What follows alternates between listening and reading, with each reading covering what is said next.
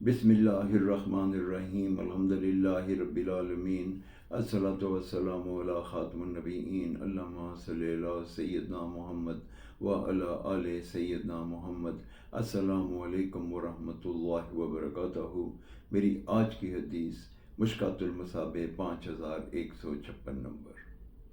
امام المرسلین خاتم النبیین حضرت محمد صلی اللہ علیہ وآلہ وسلم نے ارشاد فرمایا، اللہ کی قسم آخرت کی زندگی دنیا کی زندگی کے مقابلے میں ایسی ہے کہ تم میں سے کوئی شخص اپنی انگلی سمندر میں ڈبوئے اور پھر اس کو نکال کے دیکھے کہ وہ کتنی مقدار لے کے آئی۔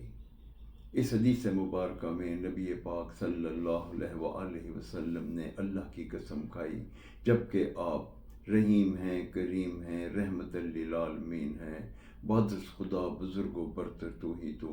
نبی پاک صلی اللہ علیہ وآلہ وسلم نے جو اللہ کی قسم کھائی وہ ہمارے لیے یہ لمحہ فکریہ ہے کہ ہمیں اس حدیث پہ غور و فکر کرنا چاہیے۔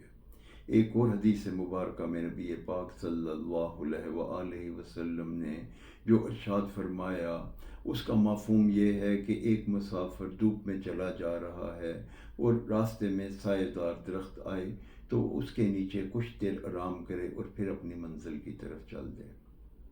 یہ جو وقفہ اس مسافر نے آرام کے لیے درخت کے نیچے گزارا، یہ دنیا کی زندگی ہے اور آخرت کی زندگی نہ ختم ہونے والا ایک سلسلہ ہے۔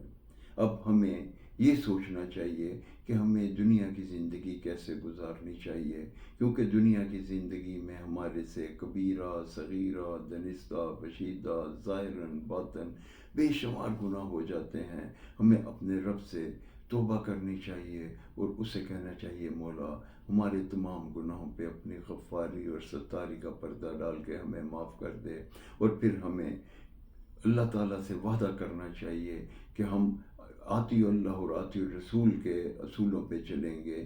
اور یہ اصول ہمیں نبی پاک صلی اللہ علیہ وآلہ وسلم نے آخری خطبے میں بتا دیے کہ ہمیں اس زندگی میں کیا کرنا چاہیے۔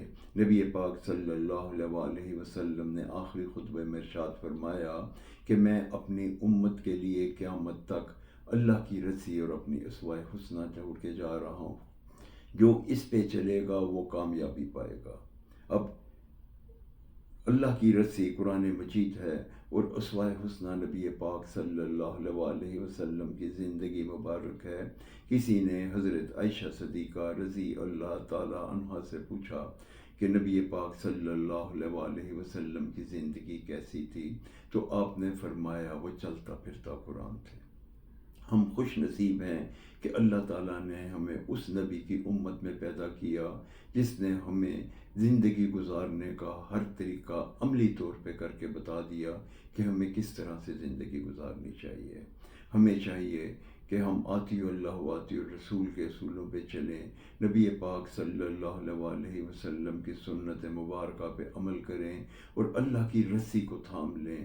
اسی میں ہماری فلاح ہے، اسی میں ہماری بھلائی ہے، اسی میں ہماری نجات ہے۔ اللہ تعالیٰ ہم سب کو گناہوں سے دور رکھے اور اس مختصر سی زندگی میں اس اللہ اور اس کے محبوب کے بتائے ہوئے راستوں پر چلنے کی توفیق عطا فرمائے، تاکہ ہم کامیابی اور کامرانی حاصل کر سکیں، دنیا میں بھی فلاح پائیں اور آخرت میں بھی۔ السلام علیکم ورحمۃ اللہ وبرکاتہ۔